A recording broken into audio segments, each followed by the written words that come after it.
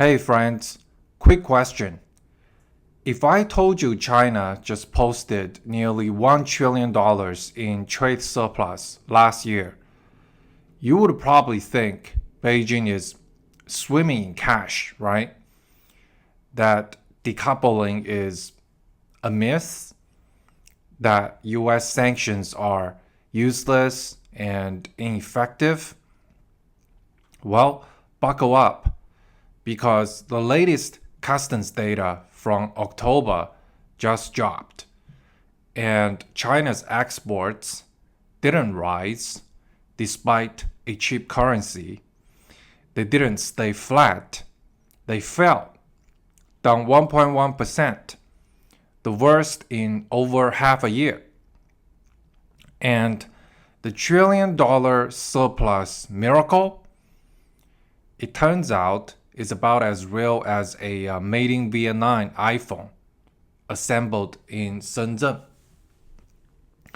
So today I'm going to show you why China's export boom is actually a statistical magic trick, and why decoupling is hurting China far more than the US, and why China is slowly being shoved back into the Latin America trap, permanently stuck at the bottom of the value chain.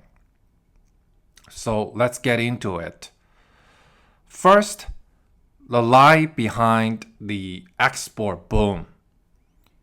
For years, people told me, Ken, the US-China trade war failed for the US because China's exports are still strong.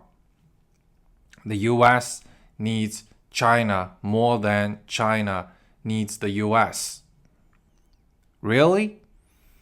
Because in 2025, China's exports to the US collapsed 25% year on year.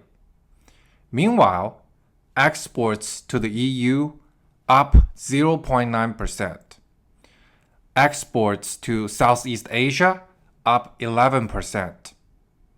And even if those numbers double, they don't replace America. Not even close. Why? Because the US isn't just a market. It is the market. Highest prices, highest profit margins, strictest technical standards, biggest brand premium effect.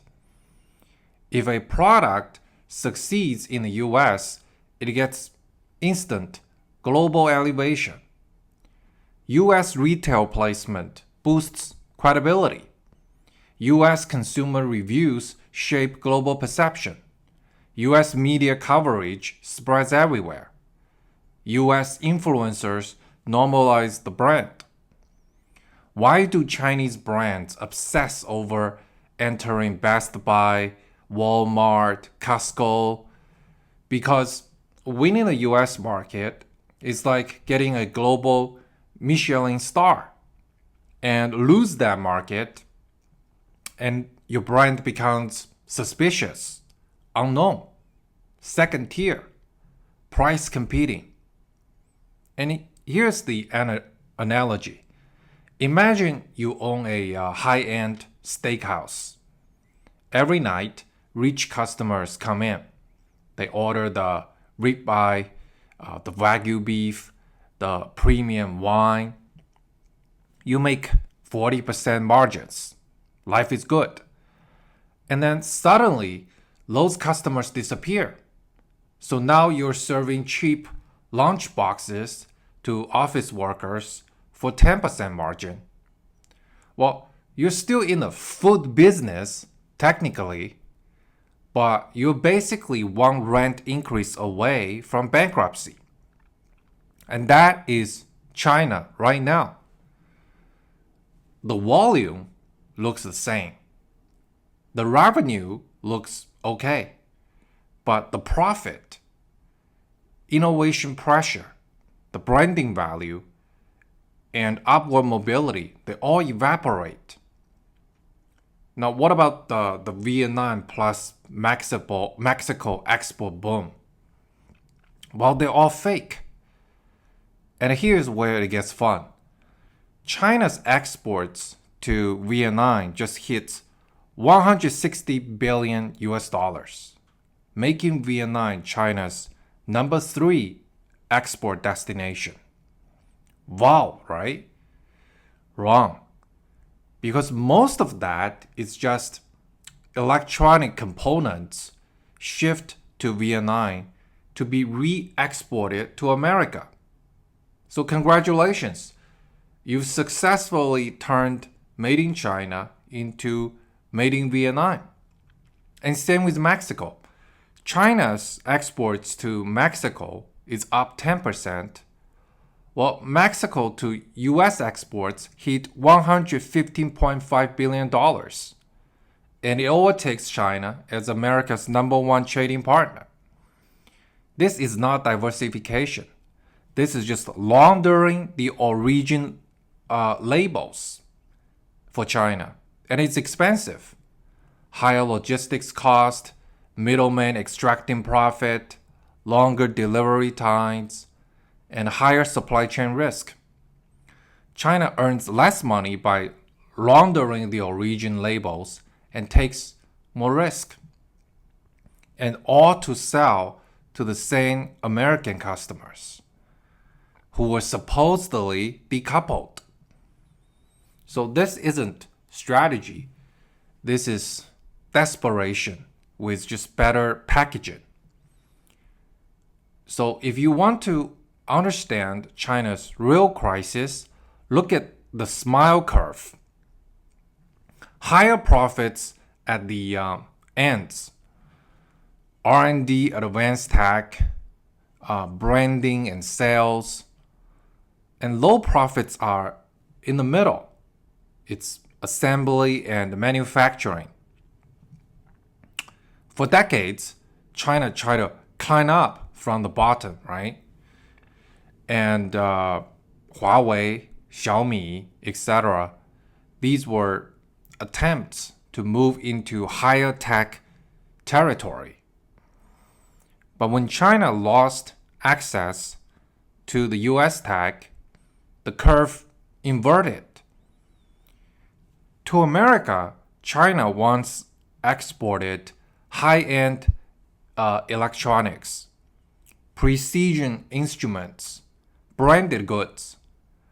But to Southeast Asia and Africa, China exports basic machinery, cheap components, low-margin goods. So in economic terms, China moved from high-end steakhouse to cheap lunchbox street vendor.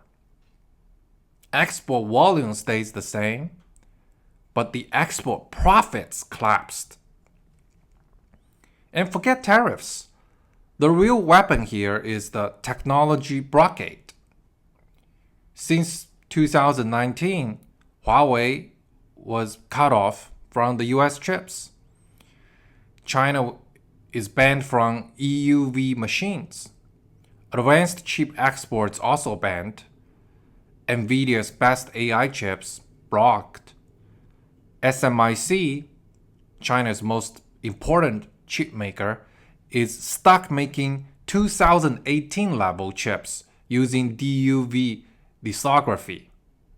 And Huawei can barely produce limited 7 nanometer chips. What about 5 nanometer? Forget it. The bad yield would bankrupt the company. You know, Miller, who is the author of Chip War, said SMIC is 5 to 6 years behind TSMC. And under Moore's law, that is a 3 times computing power gap. And now we're entering an AI era where GPUs decide national destiny. And just recently, Nvidia is banned from selling to China, which means China is stuck. You can make all the toys, socks, and air fryers you want. Without high-end chips, you're locked out of AI, cloud, robotics, quantum, future warfare. You cannot export your way past this. This is past dependence, right? Once stuck at the low end, China falls into the Latin America trap. Latin America industrialized fast and then get stuck forever.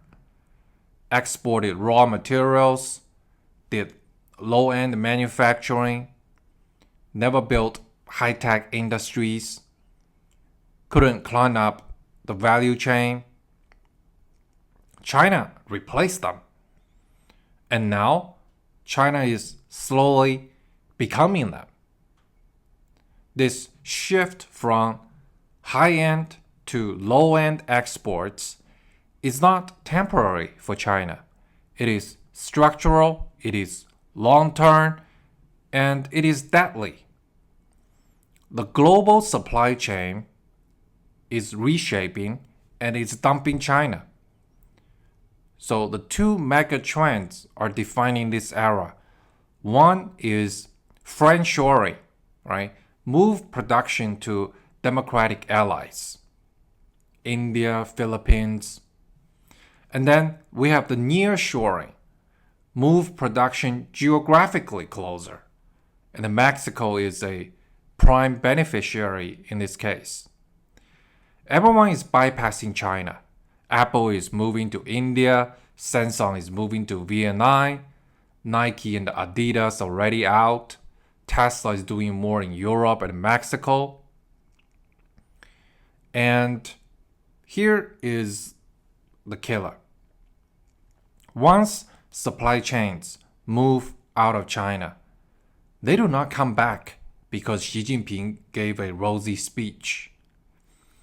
It took China 40 years to build its manufacturing ecosystem, to lure in, customers like Apple. But it only takes 5 years for Apple to dismantle it. Now, here's the ultimate sign of the future for China. Private fixed asset investment has collapsed. Private companies have no confidence. It is the state-owned sector that is now driving growth. China's private entrepreneurs are voting with their wallets. They're not investing.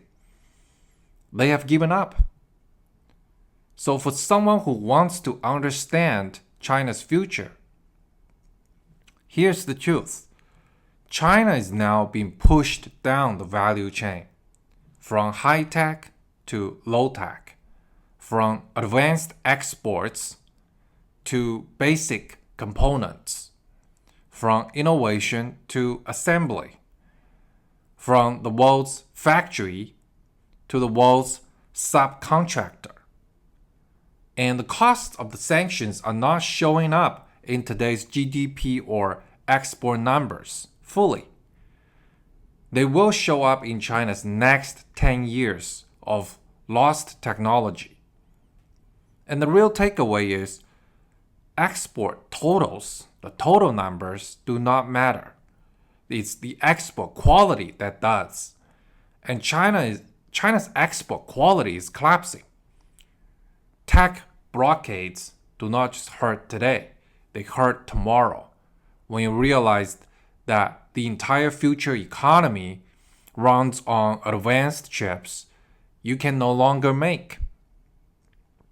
This is the real decoupling, the decoupling of technology. That is silent, that is structural, that is irreversible. So next time someone says, Western sanctions do not work, China's exports are still growing, well, let them know that, you're looking at the lunchbox numbers, not the steakhouse profits. And I'll see you in the next episode.